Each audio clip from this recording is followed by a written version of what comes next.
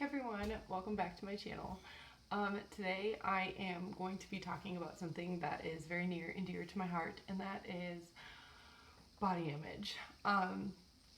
So I think right now it's extremely relevant. I know that a lot of things are lifting with quarantine, and that there's kind of more of a light at the end of the tunnel, but who knows if we're going to be back into the tunnel soon, depending on if there's a second wave.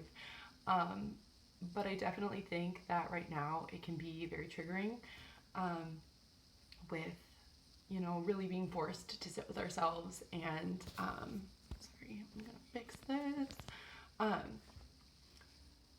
Really being forced to sit with ourselves and our imperfections, and just, I think that if there's already predispositions to, eating disorder tendencies or eating disorders in general, or, body dysmorphia, that right now it can be very hard to sit with ourselves. And I also think that there's just a component of, like, our routines are changing, and with routines changing, our bodies are going to change, and that can be really scary sometimes. And personally for me, like, I have had that fear too. And so it's just, I want to make this video to let people know that they're not alone, and that, it is normal to, have these feelings, I think, and to normalize the discussion around it, and not have so much shame of our bodies changing, and being very open about it, and not trying to ignore it. So I hope you enjoy this video. I hope it's relevant. I'm gonna close the window because the neighbors are blowing their leaves, so hold on one moment. Okay, I'm back. I hope that was the last of that. So I want to talk about, there was like this inciting incident that kind of triggered it for me to address, especially on social media. It was about a month and a half ago. So we were about 2 weeks into the quarantine, and a girl reached out to me on Instagram, and I won't say her name, but she messaged me on Instagram, and she's like, "Oh my goodness, you are so skinny. How do you stay so thin?" And she asked me for like any tips or tricks for staying thin. And if it had been me 2 years ago, or 2.5 years ago, I would have been like over the moon flattered. My head would have been big, it would have been a huge ego booster, and it probably would have made my entire week. And at first I was flattered. And then I was thinking, and I don't know how old this girl was, but I was thinking, my body as a goal for someone else just doesn't seem right. And I don't want my body to be a goal for someone. And I addressed why. And this is one of the first times I feel like I have been, I'm very open about it, but I think like to a complete stranger, I was very transparent. And I explained, number one, my genetics are gifts from higher power. I don't know. My mom is 6'2" and super thin. I don't think that woman has intentionally actually worked out and exercised for fun for a day in her life.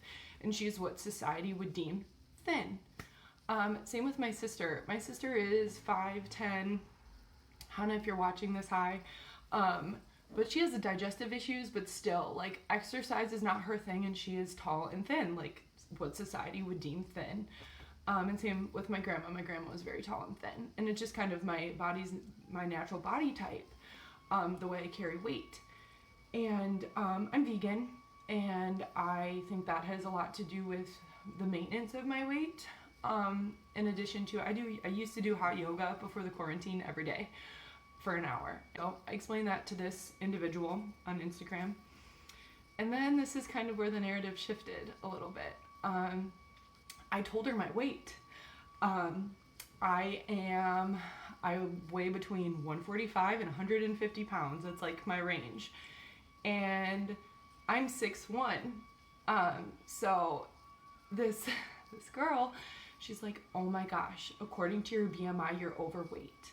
So when I associated that number and gave it a numerical value, the narrative for her completely shifted. She went from, saying I was goals to all of a sudden, and I was just, and to me that very captured, or very much so captured, the kind of value that we put on things, and how it's always a number, or it's a measurement, or a size of pants that you want to fit in, or the weight on the scale, or the measurement around your waist or your hips, or it's so numerical, and it doesn't seem like that is just aside from it being not realistic, it warps how we actually feel. We don't think about how we feel, but we think about what it looks like externally on the scale. And I think that was really indicative of how mental health can play into how we view our bodies. And I hope this is making sense, but it was very eye-opening to me. And that was one of the first times that I've been really transparent with a complete stranger. And I was, I've struggled in the past. But the next thing, the next thing that I think is important to address is BMIs. So body mass index is a legitimate number calculated based on your height, weight, age, and sex. And it's calculated, it spits out a number, and then it's put onto, I'm trying to think of like a graph, and it has a curve, and if you're following the curve, you're kind of normal according to your height and your weight, and you want to be in the middle, like the average. You don't want to be below or above. And this individual was calculating my own BMI for me, and I am going to school to be a clinical counselor, or for clinical counseling and art therapy.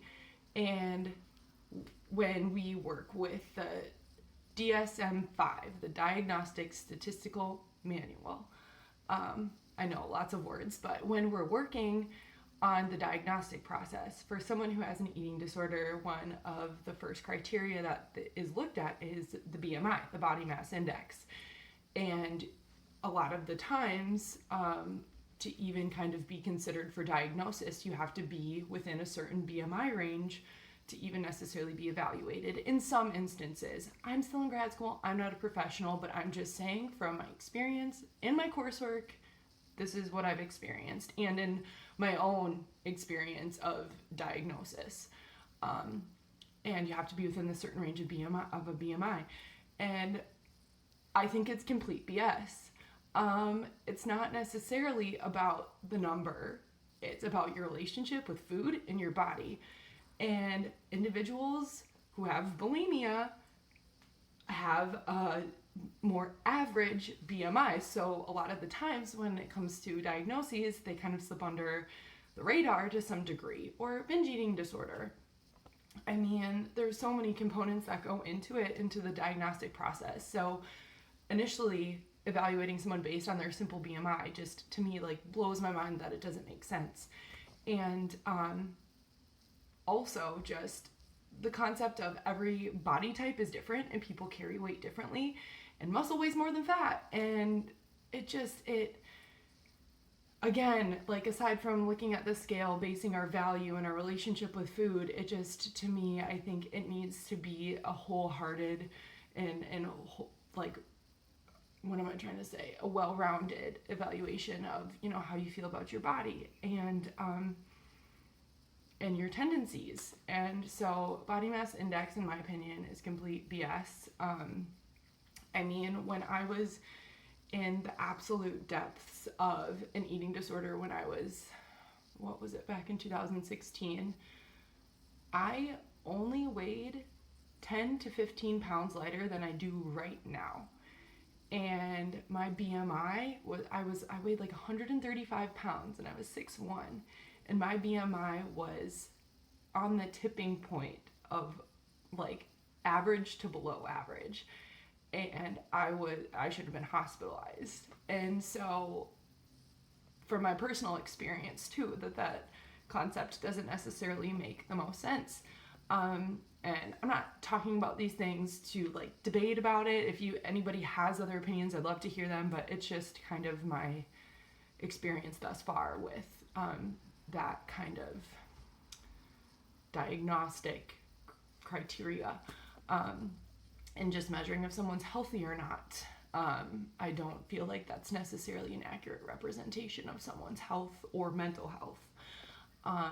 And so that's kind of where I stand at that. But right now, it's definitely been hard when you're alone to be kind to yourselves. And I really hope that people can take this time and really reflect on what feels good for them and getting comfortable with themselves again, and relearning how to be with themselves physically, mentally, emotionally, spiritually.